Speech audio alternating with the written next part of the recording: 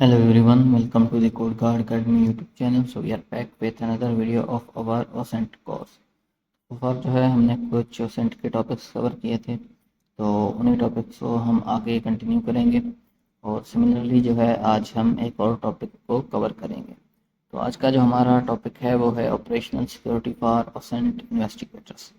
तो बिना time waste किए हम जो है अपने टॉपिक पे जंप करते हैं और देखते हैं कि ये क्या होता है और इस कुछ जो है हम इम्पोर्टेंट पॉइंट्स को भी डिस्कस करेंगे। तो सबसे पहले हम जो है वो डिस्कस करते हैं कि ऑपरेशनल सिक्योरिटी होता क्या है। तो ऑपरेशनल सिक्योरिटी का मतलब होता है अपनी आइडेंटिटी, अपनी इंटेंट यानी कि आप क्या करना चाहते हैं, और एक्टिविटी, जो भी चीज़ें आप ड्यूरिंग द इन्वेस्टिगेशन करेंगे उन सब चीज़ों को छुपाना। और इन सब चीज़ों को क्यों छुपाया जाता है, उसका एक रीज़न होता है कि जो इन्वेस्टिगेटर है वो कहीं पकड़ा ना जाए। अब उसमें आपको क्या क्या चीज़ें छुपाना ज़रूरी होती हैं उसके बारे में डिस्कस कर लेते हैं। तो सबसे पहली चीज़ जो है आपने अपनी आइडेंटिटी छुपानी है।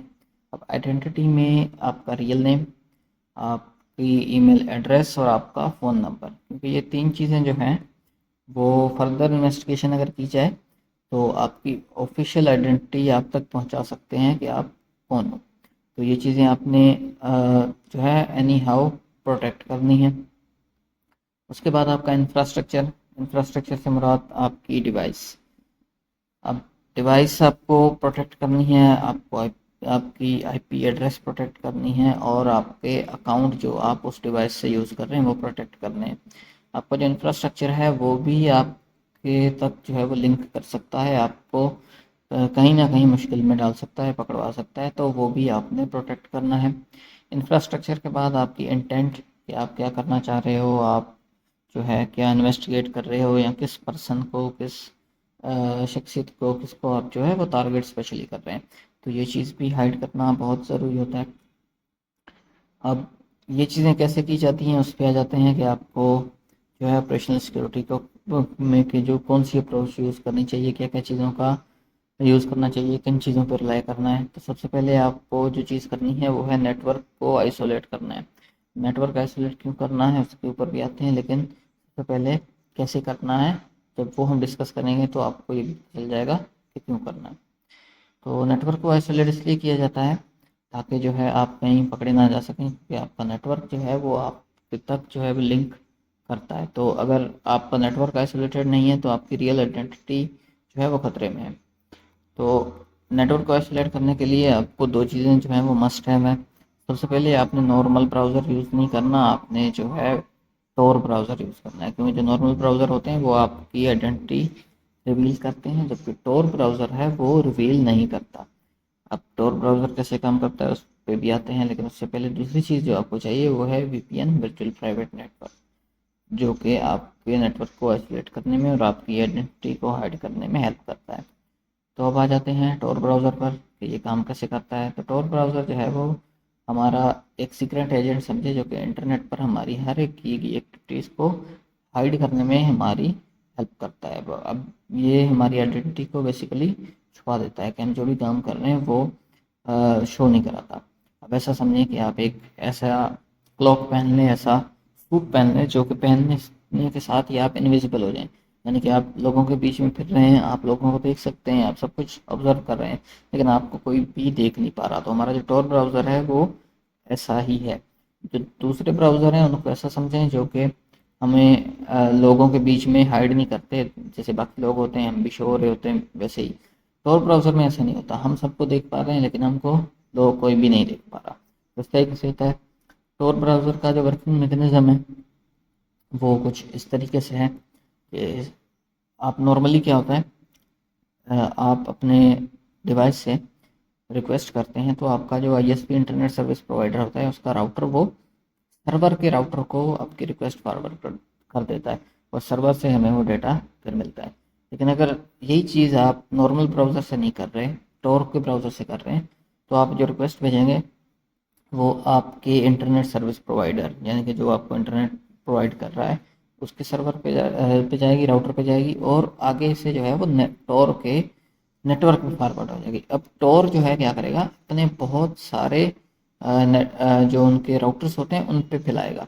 एक राउटर से दूसरे पे, फिर तीसरे पे, फिर चौथे पे, और फिर जो है आगे सर्वर को फॉरवर्ड करेगा। अब इसमें क्या होगा, सर्वर को जो है वो असली वो रिक्वेस्ट कहाँ से आई है वो पता नहीं चलेगा। नॉर्मल ब्राउज़र में क्या पता चलता है कि ये इस बंदे ने रिक्वेस्ट भेजी है। अब इस पे पता क्यों नहीं चल रहा, क्योंकि इसने वो रिक्वेस्ट बहुत सारी जगहों पे जो है वो पहले फॉरवर्ड की कर करके, ऐसे रिक्वेस्ट को घुमा फिरा कर फिर सर्वर को आगे फॉरवर्ड किया, तो सर्वर को उसकी ऑफिशियल लोकेशन नहीं पता। तो इस तरीके से जो है टोर हमारी हेल्प करता है। ठीक है, तो उसके बाद आ जाते हैं वीपीएन पे। तो वीपीएन जो है हमारा वर्चुअल प्राइवेट नेटवर्क एक डेटा इंक्रिप्शन करने में और हमें एक एक्स्ट्रा सिक्योरिटी लेयर प्रोवाइड कर देता है, जिससे हमारे, जैसे कि समझे कि हमारी ओरिजिनल आईपी एड्रेस हाइड कर देता है। अब वीपीएन कैसे काम करता है, लेट्स से अगर आप नॉर्मल इंटरनेट यूज़ कर रहे हैं, वीपीएन ऑन नहीं है, वीपीएन का यूज़ नहीं कर रहे, तो आपका जो नॉर्मल इंक्रिप्शन होगी या नहीं भी होगी, तो इंटरनेट पे जो हमारा आईएसपी होता है, इंटरनेट सर्विस प्रोवाइडर या सर्वर वगैरह जो भी होते हैं, तो वो हमारा डेटा ट्रैवल जितना भी हो रहा होता है उसको देख सकते हैं। लेकिन अगर वीपीएन का हम यूज़ करें तो हमारा डेटा क्या होता है, इंटरनेट पे तो ट्रैवल करता है लेकिन उसमें इंक्रिप्शन ऐड हो जाती है जो कि वीपीएन प्रोवाइडेड होती है। तो डेटा हमारा उस वीपीएन के थ्रू इंक्रिप्टेड डेटा ट्रांसफ़र होता है, ना कि नॉर्मल। ठीक है, तो उसके बाद नेक्स्ट चीज़ जो हमें करनी होती है, अपनी डिवाइस को आइसोलेट करना है। यानी कि हमारी डिवाइस जो है वो टोटली जो हमारी ओरिजिनल डिवाइस है वो शो ना हो इंटरनेट पे। तो उसके लिए हम क्या करते हैं, हम वर्चुअल मशीन का यूज़ करते हैं, और दूसरी हम चीज़ एक सेपरेट ऑपरेटिंग सिस्टम का यूज़ करते हैं। नॉर्मल जो हम अपने काम के लिए ऑपरेटिंग सिस्टम यूज़ कर रहे थे आपने वो नहीं करना, उसके अलावा बहुत सारे प्राइवेसी बेस्ड ऑपरेटिंग सिस्टम आते हैं वो यूज़ करने हैं। तो वर्चुअल मशीन की बात करें तो वर्चुअल मशीन में वर्चुअल बॉक्स या VMware दो कॉमन एग्जांपल है, वो यूज़ कर सकते हैं। और सेपरेट ओएस की बात करें तो टेल ओएस एक ऑपरेटिंग सिस्टम आता है, जो कि मैं आगे आने वाली वीडियोस में उसके ऊपर भी एक वीडियो अपलोड कर दूंगा कि कैसे आपने डाउनलोड इंस्टॉल और कैसे वो वर्क करता है। ठीक है, वो यूज़ करना है। तो सबसे पहले मैं आपको वर्चुअल मशीन डिफाइन कर देता हूँ कि वो क्या होता है। तो वर्चुअल मशीन ऐसे समझें कि एक फिजिकल हार्डवेयर के ऊपर एक अनदर हम सॉफ्टवेयर बेस्ड ऑपरेटिंग सिस्टम चलाते हैं। एक ऑपरेटिंग सिस्टम हमारा पहले भी चल रहा होता है और उस ऑपरेटिंग सिस्टम के ऊपर हम मल्टीपल और ऑपरेटिंग सिस्टम चला सकते हैं।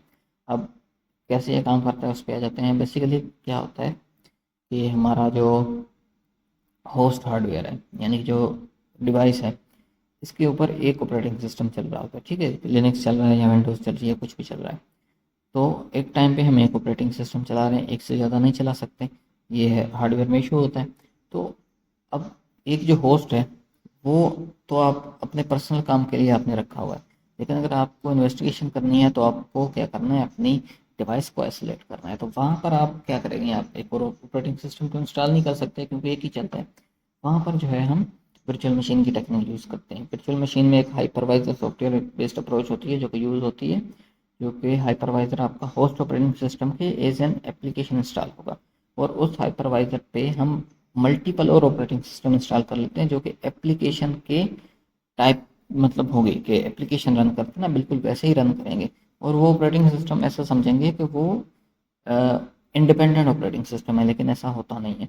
अब ऐसा करने से क्या फ़ायदा है कि आपका जो गेस्ट ओएस है वर्चुअल मशीन के थ्रू जो रन कर रहा है, वो आपकी आइडेंटिटी हाइड कर देता है। कैसे कि कोई भी इशू हो जाए आप उसको डिलीट कर दें और वो आप तक जो है वो लीड नहीं करेगा, या आप उस पर सिक्योरिटी इम्प्लीमेंटेशंस बहुत सारी अप्लाई कर सकते हैं जो कि आप नॉर्मल अपने होस्ट ऑपरेटिंग सिस्टम पे जो रैंडमली नॉर्मली आप कैजुअल वर्क के लिए अपने डेली रूटीन में यूज़ करते हैं, वो चीज़ें आप उस पर अप्लाई नहीं कर रहे तो वो भी आप उस पर अप्लाई कर सकते हैं। तो ऐसे वो हमें सिक्योरिटी प्रोवाइड करता है। और टेल ओएस की जो है वो मैं अभी बात नहीं करता, क्योंकि उसके ऊपर जो है मैं अलग से एक वीडियो अपलोड कर दूंगा जिसमें डिटेल में हम उसको डिस्कस करेंगे, उसको यूज़ करना भी देखेंगे। ठीक है, वर्चुअल मशीन के बाद आपको आइडेंटिटी आइसोलेट करनी है, जिसमें आपको बर्नर, ईमेल, सॉक पपेट और अपनी आइडेंटिटी को जो है वो अपनी रियल आइडेंटिटी के साथ लिंक नहीं करना। ये चीज़ हम पहले भी डिस्कस कर चुके हैं। ठीक है, फिर आपको डेटा जो है वो हैंडल करना बहुत ज़रूरी होता है कि एक तो आपने कभी भी अपने जो ऑफिशियल ऑपरेटिंग सिस्टम है उस पर कुछ भी ऐसी चीज़ डाउनलोड नहीं करनी जो कि आप इन्वेस्टिगेशन में के दौरान आपको प्रॉब्लम में डाल सकती है। और दूसरी चीज़, आपने हमेशा मेटा डेटा को हटा देना है। डेटा को कैसे हटाना है ये बाद में हम इसके ऊपर डिस्कस करेंगे विथ प्रैक्टिकल। ठीक है, तो इस पॉइंट को फिलहाल आप स्किप कर दें, स्किप नहीं कर रहे हैं आप, एक साइड पे रखते हैं, क्योंकि इसके ऊपर जो है डिटेल्ड विथ प्रैक्टिकल वीडियो आएगी। अब इन्वेस्टिगेटर इन सब चीज़ों में जो है कैसे फंस जाते हैं कि इन्वेस्टिगेशन करते हुए पकड़े गए, तो वो चीज़ें कैसे होती हैं। तो सबसे पहले उनकी आईपी लीकेज हो जाती है कि ऑफिशियल आईपी जो है वो रिवील हो जाती है, क्योंकि उन्होंने कोई भी टोर ब्राउज़र या वीपीएन वगैरह अप्लाई नहीं किया होता। फिर ब्राउज़र फिंगरप्रिंटिंग के थ्रू हम जो नॉर्मल ब्राउज़र यूज़ करते हैं, जैसे कि क्रोम वगैरह हो गया, तो वो हमारी आइडेंटिटी रिवील कर देता है, हमारे डिवाइस के बारे में चीज़ें रिवील कर देता है, तो वहाँ पर भी बंदा पकड़ा जाता है। उसके बाद अकाउंट के सेम अकाउंट जो है वो आप यूज़ कर रहे हैं इन्वेस्टिगेशन में, सेम अकाउंट आप जो है ईमेल अकाउंट जो है वो आप नॉर्मल अपने वर्क के लिए यूज़ कर रहे हैं, तो वहाँ पर भी ट्रबल आ जाता है।